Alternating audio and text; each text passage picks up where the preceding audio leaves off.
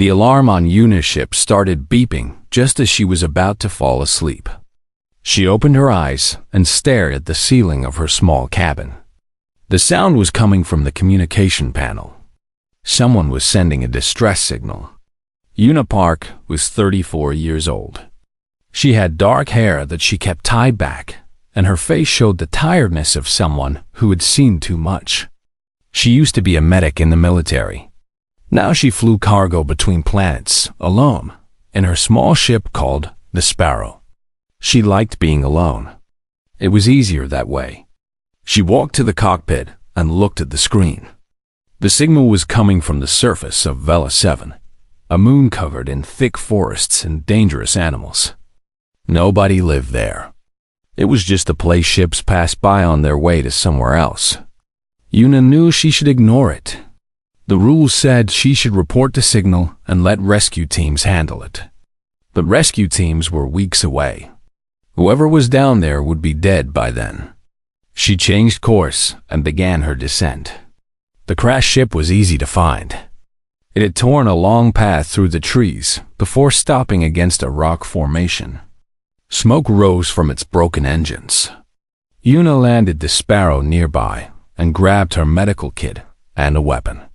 The forests of Vela 7 were full of predators. As she got closer, she recognized the design of the crashed ship. It was Kethrani.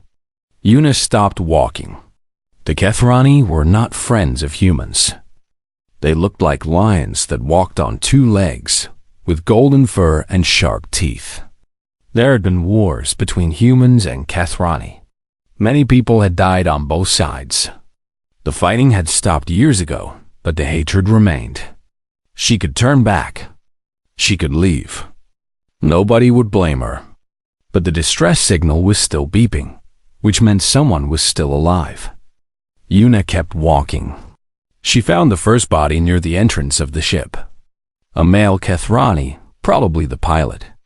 He was dead. She moved past him and entered the wreckage. The inside of the ship was destroyed. Metal beams had fallen from the ceiling. Wires sparked and hissed.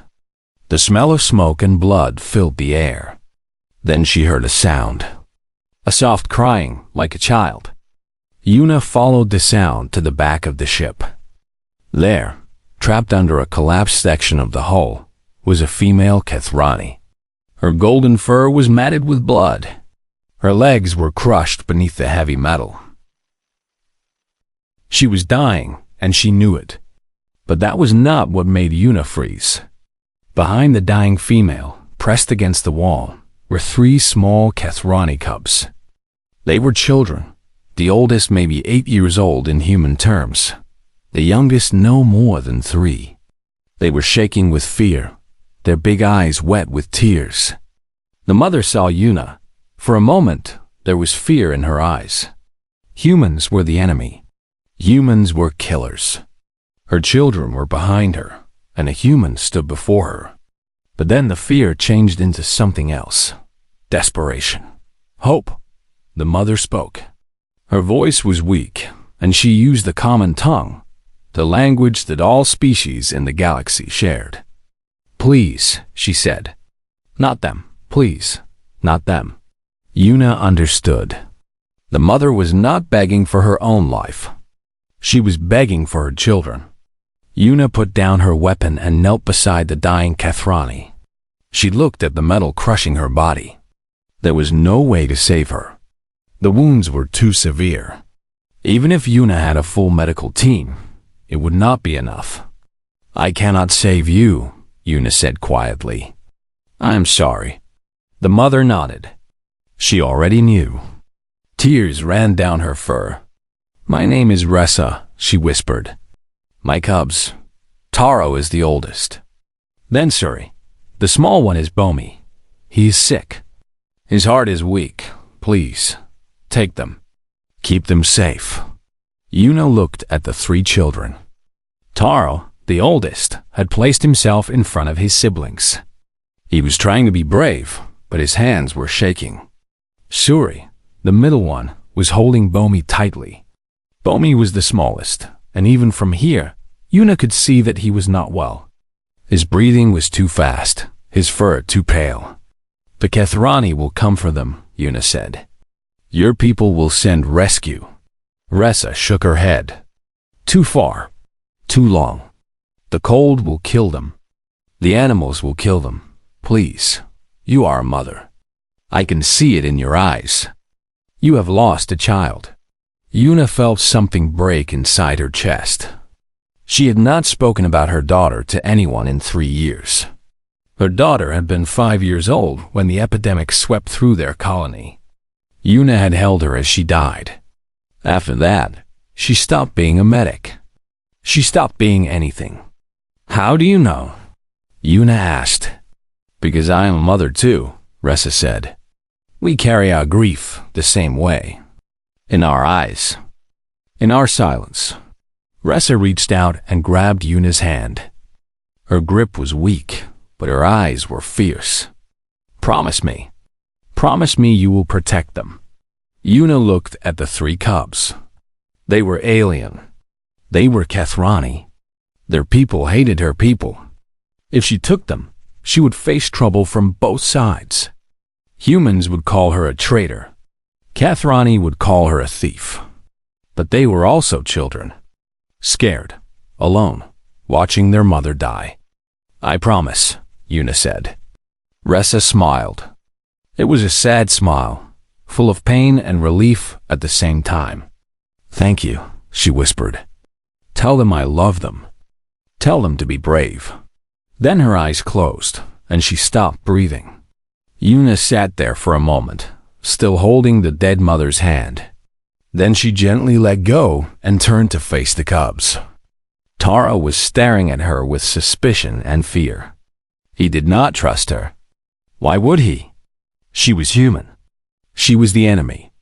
I am not going to hurt you, Yuna said softly. Your mother asked me to take care of you. I made her a promise.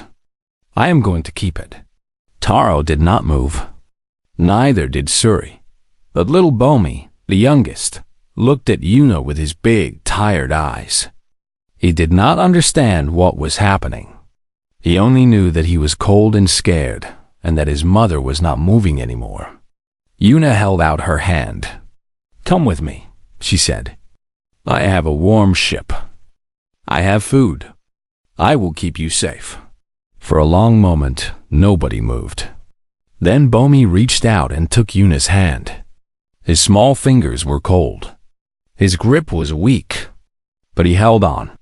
Taro watched this happen. Something shifted in his face. He was still afraid, still suspicious. But his little brother had made a choice, and he would not abandon him. Fine, Taro said quietly. But if you hurt them, I will kill you. Yuna nodded. Fair enough. She lifted Bomi into her arms.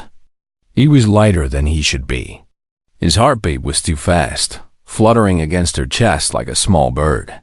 Suri took her brother's hand, and together, the 5 of them walked out of the wreckage and into the cold forest night.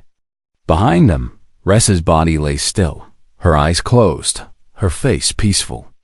She had given her children to an enemy, and she had died believing it was the right choice. The cub's mother perished, and the humans shielded them like her own children. Part 2. The wilderness, the sparrow was small, but it was warm. Yuna had placed the 3 cubs in the cargo hold, which she had quickly turned into a sleeping area with blankets and cushions. It was not much, but it was better than the cold forest outside. The cubs did not trust her. Taro sat in the corner with his arms crossed, watching Yuna with hard eyes. He had positioned himself between her and his siblings, ready to fight if needed. Suri sat quietly, her golden eyes following Yuna's every movement. Only Bomi seemed unaware of the tension. He was too sick to notice. His fever had started during the walk to the ship, and now his small body was burning hot. Yuna brought them food. She had dried meat and some fruit from her supplies. She placed the food in front of them and stepped back. Eat, she said. You need strength. Taro looked at the food with suspicion. You eat first. Yuna understood. He was afraid of poison. She picked up a piece of meat and ate it in front of him. Then she drank from the water bottle.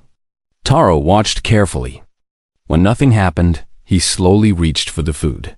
Suri ate quietly, but Bomi would not eat. Yuna tried to give him water, but he pushed the bottle away. His breathing was shallow and fast. "He is very sick," Suri said quietly. It was the first time she had spoken. Her voice was soft, like a whisper. "I know," Yuna said. "I was a medic once. I will help him." She spent the next hour examining Bomi. His mother had said his heart was weak.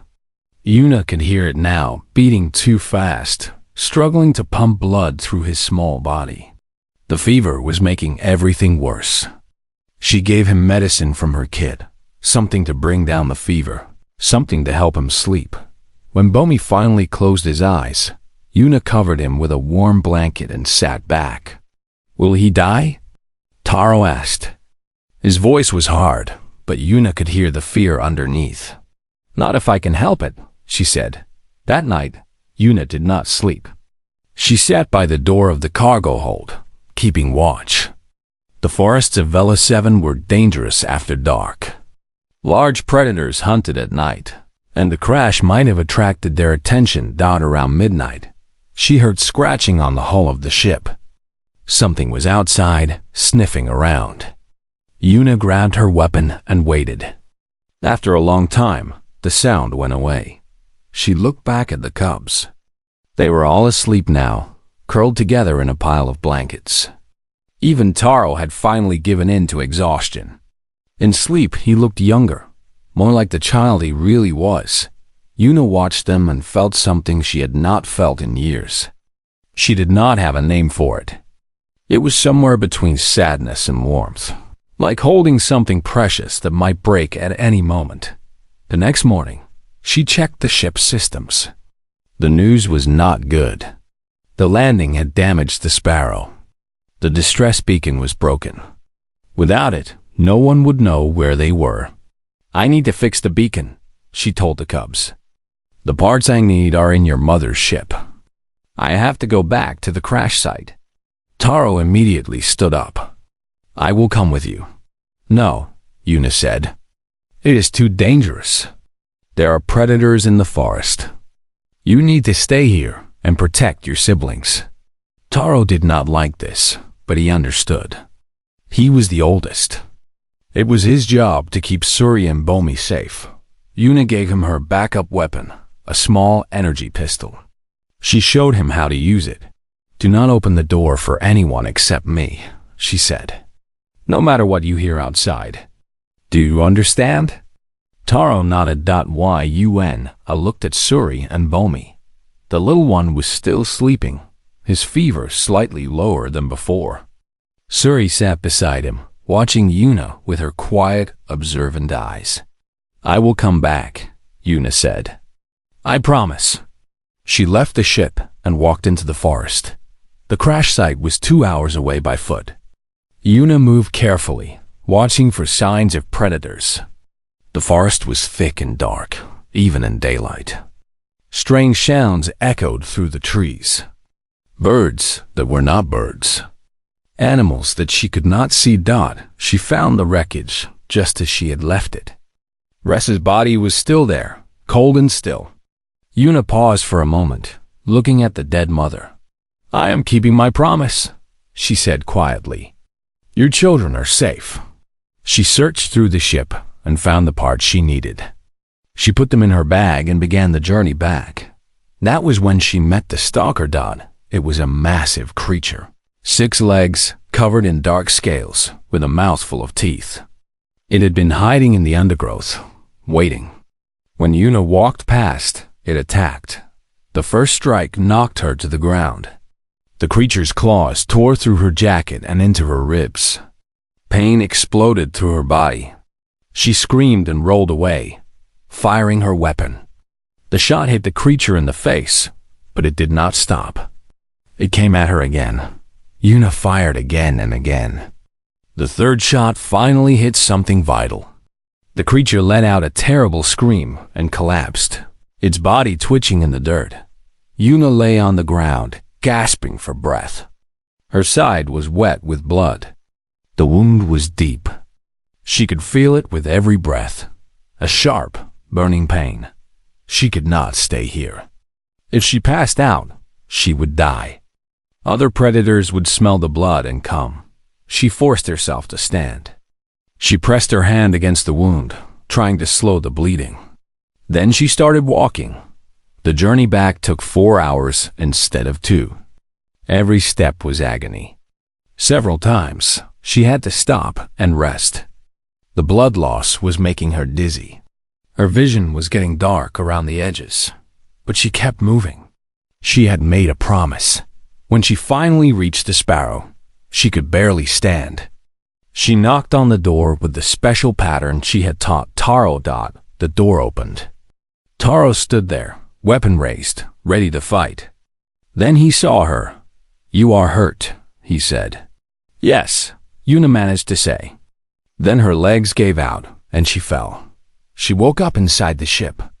Someone had dragged her in and closed the door. She was lying on the floor of the cargo hold, and Suri was pressing a cloth against her wound. "You are bleeding too much," Suri said. Her small hands were covered in Yuna's blood, but she did not look scared. She looked determined. Yuna reached into her medical kit with shaking hands. She pulled out a tool for closing wounds. "I need to seal it," she said. "It will hurt. Do not be afraid." She pressed the tool against her wound and activated it. The pain was terrible. She bit down on her sleeve to keep from screaming. When it was done, she lay back, breathing hard. Taro was standing nearby, watching. His face was pale. "You almost died," he said. "Almost," Yuna agreed. "But not today." Suri brought her a water pouch. It was such a small thing, but it meant everything. The cub had watched her, a human, an enemy, crawl back to the ship covered in blood. And instead of being afraid, she had helped. That night, Lomi's fever got worse. Yuna was weak from her wound, but she stayed awake anyway. She sat beside the little cub, cooling his forehead with wet cloth, giving him water drop by drop. She did not know why she started singing. The words came out on their own, an old Korean lullaby that her mother used to sing to her. The same song she had sung to her daughter in the hospital on the last night. The cubs did not understand the words, but they understood the sound. It was soft and gentle, full of love and sadness. When Yuna finished, she realized Taro was watching her. His eyes were different now. The suspicion was still there, but something else had joined it. Something like respect. What was that? He asked. "A song from my home," Yuna said. "My mother sang it to me. I sang it to my daughter." "Where is your daughter?" Yuna was quiet for a moment. "She died 3 years ago." Taro said nothing, but he moved closer and sat down beside her. Not close enough to touch, but close enough to share warmth. Outside, the wind howled through the forest. Inside, the 4 of them sat together in the dim light of the cargo hold. They were still strangers, still enemies by the rules of their peoples. But that night, they were also something else. They were survivors. The cub's mother perished, and the humans shielded them like her own children. Part 3. The hunter's 6 days had passed since the crash. Yuna had fixed the distress beacon on the 2nd day, and it had been sending signals into space ever since. Her wound was healing slowly, but she was still weak. Moving too fast made her dizzy. The cubs had changed. Taro still watched her with careful eyes, but he no longer reached for his weapon every time she moved. Suri had started asking questions about humans, about Earth, about the strange things she saw on the ship. Lomi's fever had finally broken on the 4th day, and now he followed Yuna everywhere, holding onto her leg or her hand. This morning, Yuna was teaching them how to play a simple card game. She had found the cards in a storage box, left over from her military days. The cubs did not fully understand the rules, but they liked looking at the pictures. "What is this animal?" Suri asked, holding up a card with a tiger on it. "A tiger," Yuna said. "It lives on Earth. It is like your people, in a way. Strong and proud." Suri looked pleased by this comparison. Taro was about to take his turn when the ship's alarm started beeping.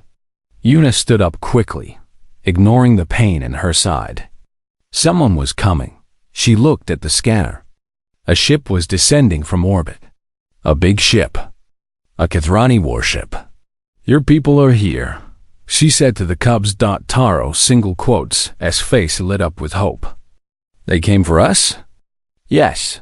Yuna tried to smile, but she felt cold inside. The Kathrani had come. That was good. The cubs would be safe with their own people, but Yuna knew what would happen next. The Kathrani would see a human with 3 of their children. They would not ask questions. They would assume the worst. She had known this from the beginning. She had known that saving these children might cost her life. "Listen to me," she said to the cubs. "When your people arrive, I need you to go to them. Do not fight. Do not argue. Just go." Taro frowned. "What about you?" "I will be fine." Suri shook her head. "You are lying. They will hurt you." Yuna knelt down so she was at eye level with the cubs. "Your mother asked me to protect you. That is what I am doing. If keeping you safe means I get hurt, then that is okay. Do you understand?" Bomi did not understand. He grabbed Yuna's hand and held it tight. "No," he said. "Stay with Iyama." The word hit Yuna like a punch. Iyama. Mother. The little cub had started calling her that 3 days ago, when his fever was at its worst. She had thought he was confused, that he did not know what he was saying. But now he was looking at her with clear eyes, and he had said it again. Before Yuna could respond, the Kathrani ship landed. The ground shook with the impact. Through the window, Yuna could see soldiers pouring out, weapons raised, spreading out to surround the Sparrow. "Stay behind me," Yuna said. She opened the door and stepped outside.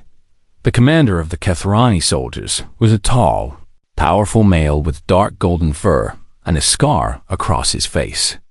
He walked toward Yuna with slow, deliberate steps, his eyes burning with anger. "Human," he said. His voice was like thunder. "I am Commander Varric of the Kathrani Second Fleet. I am searching for a crashed vessel carrying my sister and her children.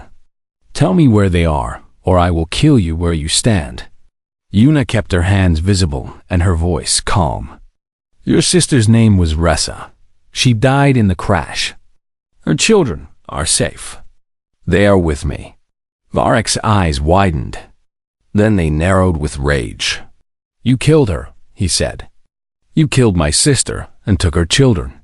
"No, I found her dying. She asked me to protect her cubs. I have done that for 6 days." Varric did not believe her. He raised his weapon and pointed it at her head. "Bring the children out," he said. Now, the door of the Sparrow opened. Taro stepped out first, followed by Suri holding Bomi's hand. The 3 cubs stood behind Yuna, looking at the soldiers with wide eyes. "Uncle Varric," Taro said. Varric's face softened for just a moment when he saw his nephew. Then it hardened again as he looked at Yuna. "Come here, children," he said. "Get away from the human." Taro did not move. "She did not hurt us, uncle. She is human. She cannot be trusted. Come here now." Suri stepped forward. "She saved us. She gave us food. She fought a monster to get parts for her ship. Look at her side. She is still hurt." Varric looked at Yuna's side. Through her torn jacket, the wound was visible, still red and healing. But his expression did not change. "Humans are clever," he said. "They pretend to be kind. Then they betray you. I have seen it before." "Your sister saw something else," Yuna said quietly. "She looked at me, a human, an enemy, and she trusted me with the most precious things in her life. She gave me her children because she believed I would keep them safe. Was she wrong to trust me? Varek's jaw tightened.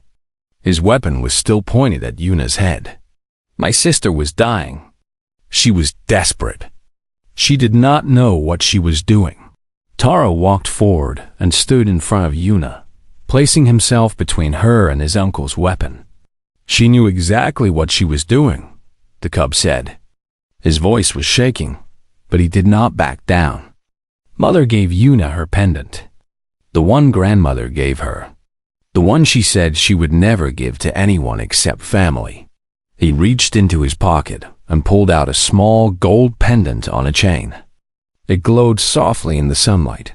Varek stared at the pendant. His hand began to shake. Double quotes. Where did you get that? He whispered. Yuna found it in the wreckage. She gave it to me. She said it belonged to our mother and that we should keep it to remember her. Varek lowered his weapon slightly. The rage in his eyes was mixing with confusion, with grief. Then little Bomi walked out from behind Yuna. He was still weak, still small, but he walked with determination. He stopped in front of his uncle and looked up at him. "Amma saved me," Bomi said. "I was sick. She stayed with me all night. She sang to me." Varek looked down at his nephew. "Amma? That is a human word. It means mother." "I know," Bomi said. "She is my mother now." The soldiers around them were silent. Varek stood frozen, his weapon hanging at his side. He looked at Yuna, then at the children, then at the pendant in Taro's hand. Something broke inside him. Not his anger. That was still there. But something else cracked open, something that had been closed for a long time. He holstered his weapon. "I do not trust you, human," he said to Yuna. "I do not believe your story. But my nephew holds my mother's pendant, and my smallest nephew calls you mother. I cannot ignore that." Yuna nodded. "What happens now?" "You will come with us to Kethra Prime. You will face our tribunal. They will decide if you are telling the truth. And if they decide I'm lying?" Varek's eyes were cold. "Then you will die." Yuna looked at the cubs. Taro was watching her with fear in his eyes. Suri was holding Bomi's hand tightly. They were scared, not of their uncle, but for her. "I will go with you," Yuna said. "But I have one condition. The children stay with me during the journey. They have been through enough. They should not be separated from someone they trust." Varek wanted to refuse. She could see it in his face. But he looked at Bomi, who was now holding Yuna's hand, and he could not say no. "Fine," he said. "They will stay with you. But you will be under guard at all times. If you try anything, I will kill you myself. I understand." The soldiers led them onto the Kathrani ship. As they walked through the doors, Taro looked up at Yuna. "Why are you doing this?" he asked quietly. "You could have run. You could have escaped while they were landing." Yuna smiled sadly. "I made a promise to your mother. I am going to keep it, no matter what happens." Taro was quiet for a moment. Then he reached out and took her hand. "Thank you," he said. They walked onto the ship together. A human and 3 Kathrani cubs, heading toward a world that hated humans. Toward a trial that might end in death. But they walked together, and that was what mattered. The cub's mother perished, and the human shielded them like her own children. Part 4. The Tribune at Kethra Prime was beautiful. Yuna had never expected that. The planet had 2 suns that painted the sky in shades of orange and gold. The cities were built into the sides of mountains, with towers that reached toward the clouds. Everything was grand and ancient, built by a proud people over thousands of years. But the beauty did not matter to Yuna. What mattered was the Great Hall, where she now stood, surrounded by Kethrani elders, warriors, and political leaders. They all stared at her with hatred in their eyes. The tribunal had begun. Yuna stood in the center of the hall, alone. The cubs had been taken to a separate room. Varric had promised they would not be harmed, but Yuna could not stop worrying about them. The head of the tribunal was an old Kethrani named Elder Haken. He had white fur and cold eyes. He looked at Yuna like she was something disgusting that had crawled into his home. "Human," he said, "you stand accused of murdering Ressa, daughter of the noble house of Varric, and abducting her 3 children. How do you answer?" Yuna kept her voice steady. "I did not kill her. I found her dying after the crash. She asked me to protect her children. I did." A murmur went through the crowd. Elder Haken raised his hand for silence. "You expect us to believe that a Kethrani mother would give her children to a human? Our greatest enemy? I expect you to believe the truth," Yuna said. "Ressa was dying. She had no other choice. She looked at me and saw someone who might save her children. She trusted me. I did not break that trust." Another elder spoke up. "She was a female with dark fur and sharp teeth. Why did you land on Velis 7? What were you doing there?" "I was flying cargo between systems. I heard the distress signal and went to investigate." "Alone? In enemy territory?" "I was not in enemy territory. Velis 7 is neutral ground. And yes, I was alone. I always fly alone." The dark-furred elder laughed coldly. "How convenient. No witnesses. Just your word against a dead woman who cannot speak." Yuna felt anger rising in her chest, but she pushed it down. Getting angry would not help. "I did not ask for witnesses," she said. "I did not ask for any of this. I heard a signal. I landed. I found a dying mother and 3 scared children. What was I supposed to do? Leave them there to die?" "Yes," Elder Haken said. "That is exactly what you should have done. They are Kethrani. They are not your concern." The crowd murmured in agreement. Yuna stared at the elder. "Children are everyone's concern. It does not matter what species they are. No child deserves to die alone and afraid." Elder Haken leaned forward. "Pretty words from a human. Your kind killed thousands of our people in the border wars. Women, children. You burned our colonies and laughed while they screamed." "I was not part of the border wars," Yuna said. "I was a medic. I saved lives. I did not take them. You are still human. You carry the sins of your species." Yuna wanted to argue, but she knew it was pointless. These elders had already decided she was guilty. They were not looking for truth. They were looking for revenge. The tribunal continued for hours. They asked her the same questions over and over, trying to catch her in a lie. They brought up old battles, old hatreds, old wounds. They blamed her for things she had never done, for wars she had never fought. Through it all, Yuna remained calm. She answered every question honestly. She did not beg or cry or make excuses. She simply told the truth again and again. Finally, Elder Haken stood up. "This tribunal has heard enough," he said. "The human claims she saved our children out of kindness. But we know the truth. Humans are incapable of kindness. They are manipulators and killers. I move that we find her guilty of murder and abduction, and that she be executed immediately." The crowd cheered. Varric stood in the corner, his face unreadable. He did not cheer, but he did not object either. Yuna closed her eyes. So this was how it would end. She had known it was possible. She had accepted it when she first took the cubs into her ship. But she had hoped, just a little, that the truth might matter. Then a voice rang out across the hall. "Stop." Everyone turned. Standing in the doorway was a very old Kethrani female. Her fur was white as snow, and she walked with a cane made of polished wood. But her eyes were sharp and fierce. "Grandmother Jinna," Elder Haken said. He bowed his head slightly. "We were not expecting you." Grandmother Jinna walked slowly into the hall. The crowd parted for her. She was the oldest and most respected member of the Kathrani Council. Her word carried more weight than anyone else's. "I heard there was a trial," she said. "I heard you were going to execute a human for saving Kathrani children. I wanted to see this for myself." She stopped in front of Yuna and looked at her with those sharp old eyes. "I want to speak to the children," she said.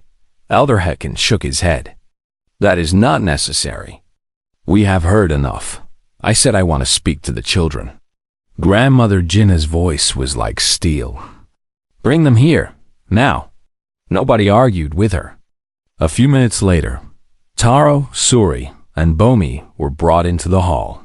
When Bomi saw Yuna, he broke free from the guard and ran to her, wrapping his arms around her leg. "Yama!" he cried. The hall went silent. Everyone heard the word. Everyone saw the little cub clinging to the human like she was his mother. Grandmother Jinna knelt down, slowly and painfully, until she was at eye level with Taro. "Tell me what happened." "Child," she said gently, "tell me the truth." Taro looked at Yuna, then at the council, then back at the old grandmother. He took a deep breath and began to speak. He told them everything. The crash, his mother's last words, the human who came out of nowhere and promised to keep them safe, the cold nights in the ship, the monster that attacked Yuna, the wound she suffered, the blood she lost. He told them about the fever that almost killed Bomi, and how Yuna stayed awake all night, cooling his forehead, giving him medicine, singing him songs in a language they did not understand. He told them about the food she gave them, always giving them more and taking less for herself.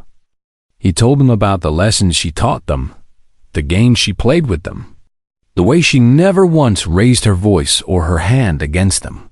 When he finished, there were tears in his eyes. "She is not a killer," he said. "She is not a monster. She saved our lives. She almost died for us. If she wanted to hurt us, she had 1,000 chances. But she never did. She never even thought about it." He walked forward and stood in front of Elder Haken. "If you kill her," Taro said, "you are killing an innocent person. You are killing the woman who saved my brother's life. And you will have to live with that, forever." The hall was completely silent. Grandmother Jinna rose to her feet. She walked to Yuna and studied her face for a long moment. "You carry grief," she said quietly. "You have lost a child." Yuna nodded. She could not speak. "And still you chose to save ours." "Why?" Yuna swallowed hard. "Because your children are just as precious as mine was. Because no mother should have to watch her children die. Because Ressa looked at me and asked me for help, and I could not say no." Grandmother Jinna was silent for a moment. Then she turned to face the council. "This human is not guilty," she said. "She did what any mother would do. She protected children who needed protecting. She risked her life for strangers. That is not the action of a killer. That is the action of a hero." Elder Haken stood up angrily. "She is human. We cannot trust her." "Then trust the children," Grandmother Jinna said. "They were there. They saw everything. They know the truth better than any of us." She looked at Bomi, who was still holding on to Yuna's leg. "That child calls her mother," she said. "Children do not give that word lightly. If he trusts her, then so do I." The hall erupted in arguments. But Grandmother Jinna's voice cut through the noise. "I call for a vote. All those who believe this human should be freed, raise your hands." Slowly, hands began to rise. Not all of them, not even most, but enough. Varric raised his hand, his face conflicted but determined. More followed. Grandmother Jinna counted. "The vote passes," she said. "The human will not be executed." Yuna let out a breath she did not know she had been holding. Bomi looked up at her with wide eyes. "Yama stays?" he asked. Yuna knelt down and hugged him. Ayama stays, she whispered. For now. The cub's mother perished, and the humans shielded them like her own children. Part 5. The mother. 3 months had passed since the tribunal. Yuna lived in a small house on the edge of a Kethrani settlement, built specially for her. It was not fancy, but it was home. The ceilings were higher than human buildings, the doors wider, the furniture larger. But she had made it her own. There were flowers from the local hills on the windowsill. There was a small kitchen where she cooked meals that mixed human recipes with Kethrani ingredients. There was a room with 3 small beds where the cubs slept. The cubs lived with her now. It was their choice. After the tribunal, Varric had offered to take them in. He was their uncle, their blood family. But the cubs had refused. "We want to stay with Yuna," Taro had said. Varric had not liked it. Nobody liked it. A human raising Kethrani children was unheard of. It was strange and wrong and against every tradition. But Grandmother Jinnah had supported it, and nobody argued with Grandmother Jinnah. Life was not easy. Many Kethrani still hated Yuna. They stared at her when she walked through the village. They whispered behind her back. Some of them refused to serve her in shops or speak to her on the street. But things were slowly getting better. This morning, Yuna was making breakfast when Taro came into the kitchen. He was taller now, stronger. His fur had darkened from gold to copper, a sign that he was growing up. "Uncle Varric is coming today," Taro said. Yuna nodded. "I know. He wants to start your warrior training." Varric visited often now. At first, his visits had been cold and suspicious. He watched Yuna constantly, waiting for her to make a mistake, to show her true nature. But as the weeks passed, something changed. He saw how she cared for the children. He saw how they loved her. And slowly, his suspicion turned into something else. Not friendship, not yet, but respect. "I want you to come with us," Taro said. Yuna looked up, surprised. "Me? To warrior training?" Taro nodded. "Uncle Varric is teaching me the old ways. But you taught me too. You taught me how to survive on Velis 7. You taught me how to be brave. I want you to be there." Yuna felt warmth spread through her chest. "I would be honored." Later that day, Varric arrived. He was dressed in traditional warrior clothes, his mane tied back with leather straps. He looked at Yuna and nodded once. "Human," he said. "Varric," she replied. They still did not call each other by name. Maybe someday they would. Sori was sitting on the floor, reading a book about Earth. She had become fascinated with human culture. She asked Yuna endless questions about oceans and mountains and snow, about cities and food and music. She was learning to speak Korean now, practicing words every night before bed. "Yuna," Suri said, looking up from her book. "What is this word? Bada?" "It means ocean," Yuna said. "A very big area of water." "How big?" "Bigger than anything you have ever seen. You could sail for weeks and never see land." Suri's eyes went wide. "I want to see it someday. Maybe you will." Bomi was outside, playing in the garden. He was healthy now, stronger than he had been on Velis 7. His heart was still weak, and he tired easily, but he was alive. That was what mattered. He ran inside when he saw Varric. "Uncle!" he shouted, jumping into the big Kethrani's arms. Varric caught him and held him tight. His face softened in a way it never did around adults. "Hello, little one," he said. "Are you being good for your Ayama?" Bomi nodded proudly. "I help her cook. I help her clean. I am a good helper." Varric looked at Yuna. There was something in his eyes that had not been there before. Understanding, maybe. Or gratitude.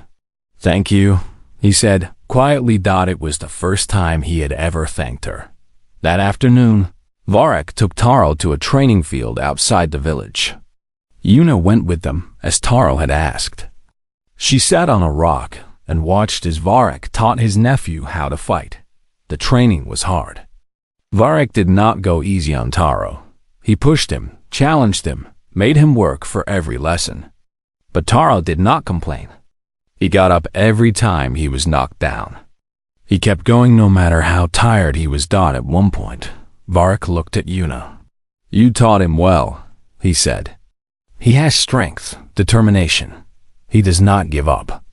Yuna smiled. "He learned that himself.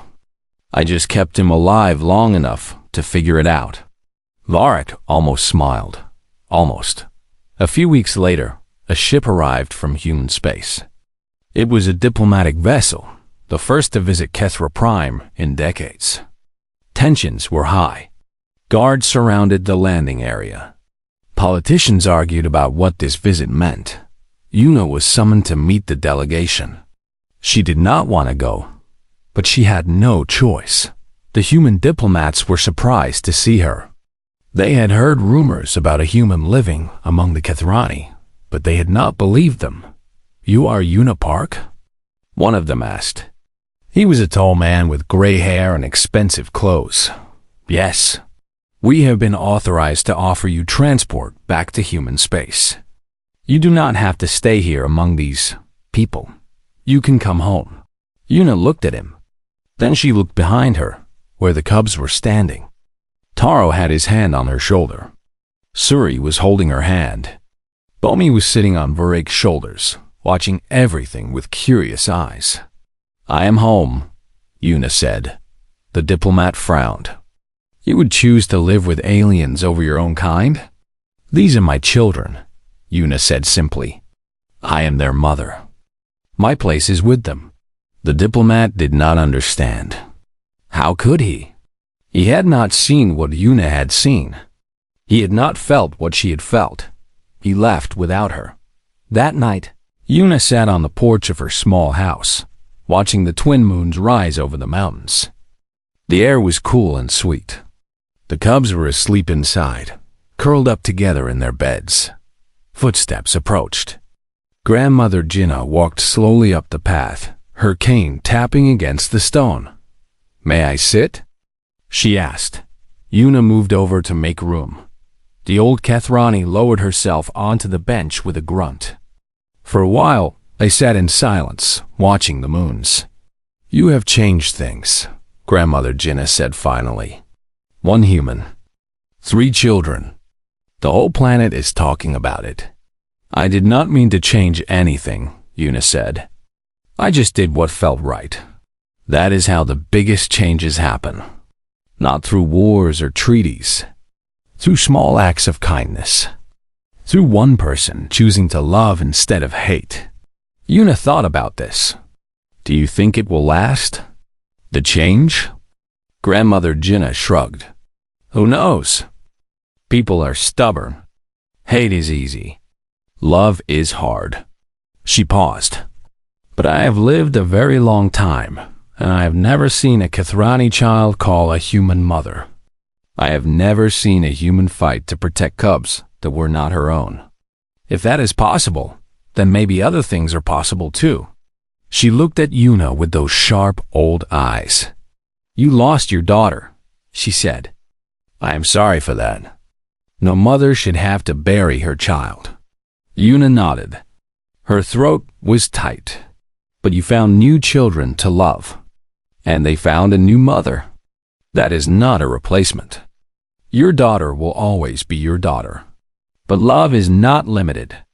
The heart can hold many people, many children." Yuna wiped her eyes. "I did not choose to love them. I just could not do anything else." Grandmother Jinna smiled. "That is what mothers say." She stood up slowly and began walking back down the path. Then she stopped and looked over her shoulder. "You know, Yuna Park, my people have a saying. A mother is not the one who gives birth. A mother is the one who never lets go." She walked away into the darkness.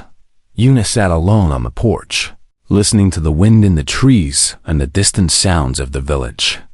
Through the window behind her, she could see the cubs sleeping peacefully. Taro, who had been so suspicious, so afraid, now slept with a smile on his face. Suri, who had been so quiet, so watchful, now dreamed of oceans she had never seen. Bomi, who had almost died in her arms, now breathed easily, his small chest rising and falling. They were not human. They would never look like her daughter. They would never replace what she had lost, but they were hers. And she was theirs. Yuna leaned back and closed her eyes. For the first time in 3 years, she felt at peace. She was home. She was a mother, and she would never let go.